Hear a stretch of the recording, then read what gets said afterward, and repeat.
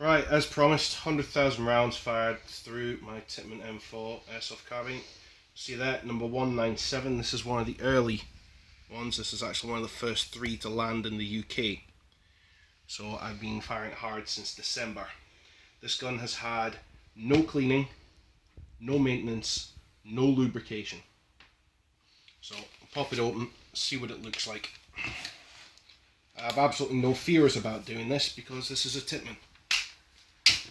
And if it breaks, you have a Tippmann warranty. These things are literally worth every penny when it comes to their warranties. I've had a Tippmann paintball marker now for over a decade. When I got it, it was second hand. And the only time I've ever really had a problem I couldn't fix, I contacted Tippmann and they were absolutely golden about it. I told them it was second hand. I told them I'd had it quite a while. I'd done some modifications to it. They didn't mind. They were there to help me all the way. As such, I'd have to say that that's made me quite the loyal customer. To have a customer service and a warranty like that really means something. Right, cracked open. Let's have a look inside. It looks a bit dry actually. There is still some lube that's been jammed up here next to where the air in and the RT goes. It's actually not too bad. Bit dry, bit mucky as you can expect. I'm seeing some dried up lube and a good bit of dust etc. in there. We'll get back to that in a moment. Right, lower section, looking at the trigger grouping now. You've got your air through here, your RT section that controls your full auto, and the trigger unit itself. I'll just pop the trigger unit out. Just pull that out, pop it up there, grab the trigger, push it up, pull that out. This is actually the first time I have had this gun properly apart, this particular one. I haven't done anything more than to open it to actually show people what the split section looked like. Right, put the trigger unit aside. Let's have a look at this main valve here if the camera will ever focus. Come on. Alright, what you have here is where the air goes through from the ASA down here, up through the grip, and it comes across and up and through. O-ring is in one piece. It looks, grab this kitchen towel here, pretty gummed up. There's a lot of oil in here that is covered in what looks like probably paint transfer. Certainly looks like it anyway. But apart from that, the O-ring is totally in one piece. I'm seeing no damage at all to that metal part. So apologies for the poor focus, this camera's not the best. So, quick look inside. I don't know if you can spot that, there is a little bit of rust down the side of that pipe because I have used this thing in rain, snow, temperatures down as low as -5, and it has just never ever let me down. So, like that, pick up the trigger grouping. Right, what you've got here is the standard Tippmann trigger unit. You saw how easy that comes out. It is a one-piece unit. Everything's in here. You've got your standard trigger. You've got the valve here that deals with the full auto. Essentially, this screw here regulates the amount of air coming through, which transfers across and into this piston here. If you've ever fired a Tippmann, you'll feel like the trigger is being pushed back every single time. That's actually what is happening. What it's known as in the trade is what's called a response trigger. It started out in paintball and Tippmann's been doing it for a long time. Basically, it's forced feedback. This piston here pushes in on this part here and shoves the trigger forward. Now, just one thing to note, if you ever do have this apart, you'll see this piston here, better on this side, you'll notice that it has a bit of movement. See a gap at the front, gap at the back. Now, some of the early trigger packs suffered this. If I want to, I can contact Tippmann, they'll sort me out for it, not a problem. What a lot of the people did though is they just put shim in. Any kind of little bit of metal, part of a beer can or a soft drinks can if you're underage, because I know you all don't drink. You just shim that in there and in the back of here, and you push the cylinder piece forward, because you'll see, well, you can't quite see it, but just through this hole here is where the piston is that slides forward and backwards, pushes it through. Right, moving around the front, I can't see any wear. On the top, on the sear, actually I see very, very little wear. For the amount of rounds I've slammed through this, I mean, I'm not slow with the trigger. It appears to have barely got worn at all. At the front, I can see what looks like gummed up lubricant here. It is pretty dry. I'll give this a rub off now, see what comes up. A little bit of brown. This stuff doesn't actually seem to want to move. Yeah, it just looks like brown dust. Rub the rest of it.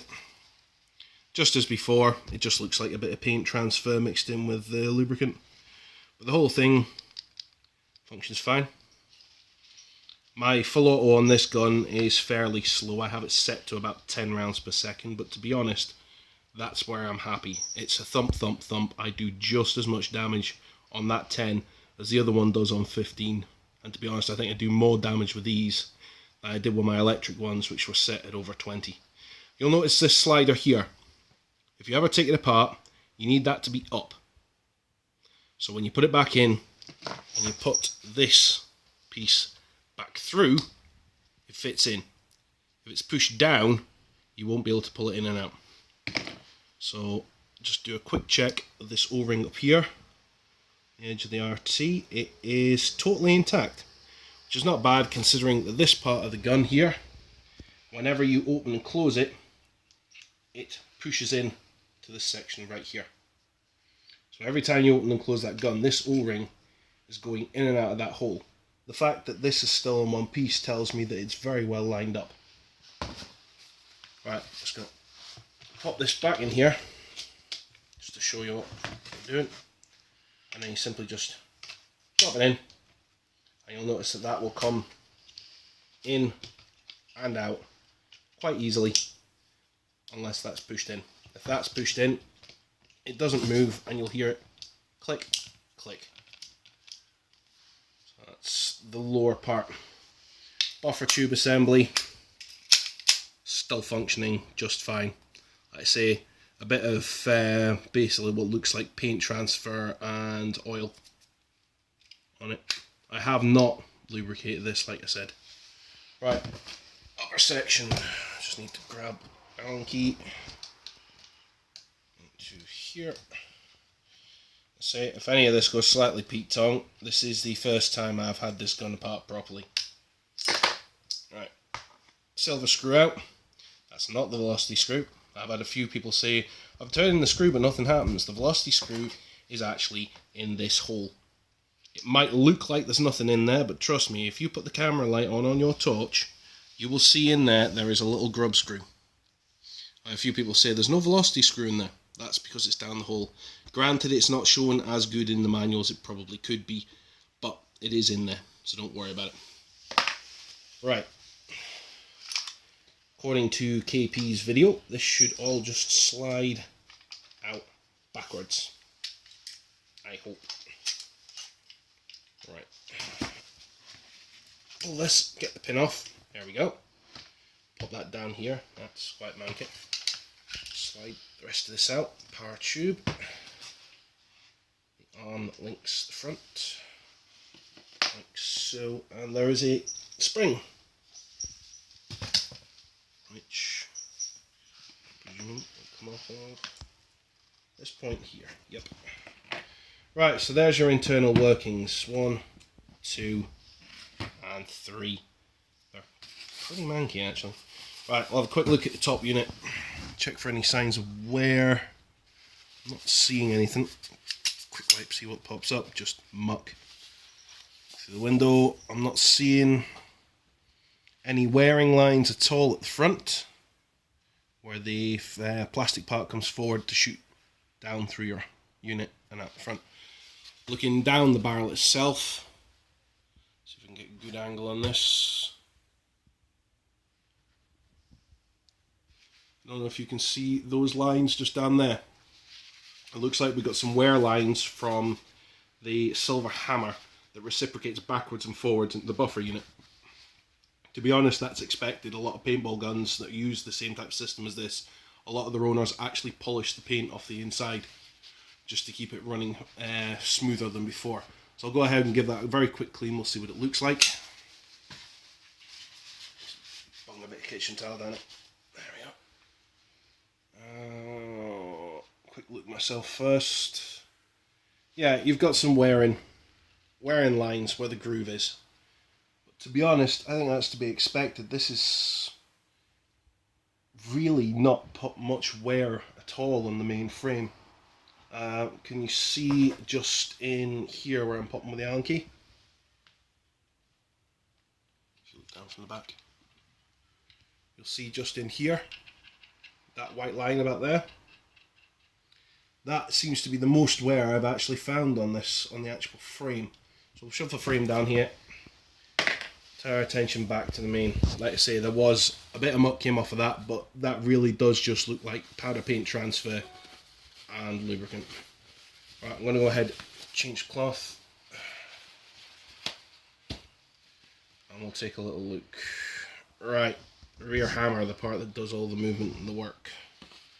This is, well, man kit, put it that way. Seal itself looks intact. I'm quite happy with itself. Actually, if I remember correctly from my paintball days, if I pop this up with 2 fingers, pull forward, there we go. Some things don't change. That's our O-ring seal right there. It's in one piece. No tears, no snags, no compression that I can see. I'll give that a quick clean, set it off to one side. Pop it down there. Right, the hammer itself, like I said, quite mucky. I'm going to go ahead and give it a quick clean off. And we'll check for any damage or wear that may have gone in its 100,000 shots. Right. That looks a bit better. Right, we've got the usual scoring. I can see, I'm not seeing anything solid, so there is actually some wear marks on there. I don't know if you can see clear enough, can you? The wearing coming on down here. Oh, come on, focus already. Come on. There we go. I say I'm unfortunately not sponsored or anything else like that, so I don't have fancy camera equipment. You can see the wear marks down here. Now these literally are just wear marks. The most wear you've got is just where this little ridge is here. The whole bolt itself still feels quite smooth. I'm not seeing any tears at all. These marks across here are literally just colour changes. That's all it is. It is literally just a colour change. I'm not seeing really any damage at all. This is where the buffer tube, this is where it slams in to this section in the back of the gun here. This is where it knocks right the way in and comes back out again with a pull of the trigger. There we go. I told you it's the first time I've had this apart. There's your blooper reel. And that's the pin that goes in through the top. So yeah, this is fine. O-ring's fine. I'm just going to go ahead and pop this back on there for now. Pop, done. Right, power tube itself, this is where the magic happens. This is where the air comes in. The air goes out down to the tube. Down to the trigger system, sorry. This has still got a good amount of lubrication left on it. It looks quite manky, don't get me wrong. But I'm seeing absolutely no outer wear, considering this moves as well. And all the working parts are inside. Looking down the tubes into the working part itself, I'm not seeing any wear to the case. And I am not seeing any particular wear to the front either. If you look in that hole, if you can get any angle on that, that's your power screw. That's your velocity screw in there. So I'll give that a quick clean up. Let's see what we've got.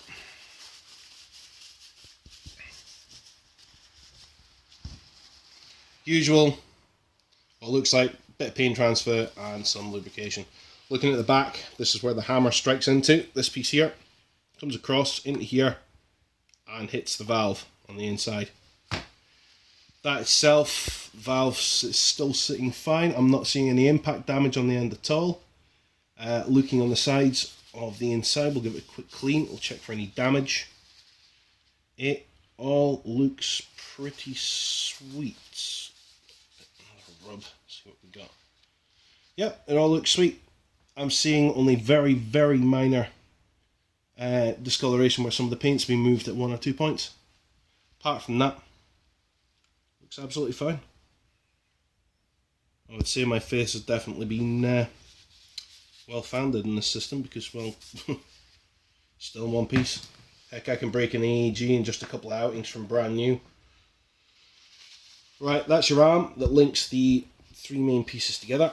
Give that a quick clean off, we'll check that. Check for bending, wear, damage. You can see a bit of damage to the paintwork on top there. That's because this is running along the top of this frame. It goes in along here and it moves backwards and forwards with the action of the gun. So yeah, a little bit of paint transfer. Overall, it's not bent, there's no gouges missing out of it. I'm quite happy with that. I've seen ones inside 98 paintball markers that look a hell of a lot worse. And on the front, the internals to where the air is shot through and into the barrel. Quick clean, just some crud on there. Looking down the tube, if you can see, I'll have a quick look myself. Looks fine. Looking along the external sections, there's our return, there's our nozzle. I am not seeing any damage, just some general wear and tear dirt. So, yeah. Overall, 100,000 rounds through. I mean, crikey, that's been what, since December. This gun hasn't had a thing done to it. And as you can see, everything still functions. Absolutely fantastic. Right, I'm going to go ahead and give it a proper clean down and lubricate it back up again because I am playing this Sunday. It should be Players of War, but you'll see me on Scouts videos, some of Scouts pictures, as I was at Section 8 last week. My missus was there with the second Tippmann as well, which was the one you'll see me in the video from this week. And yeah, you should catch Mr. Cuthbert on there. He's on Instagram and on quite a few of Scouts videos. Right, that's number 197. Signing off. Thanks very much, guys.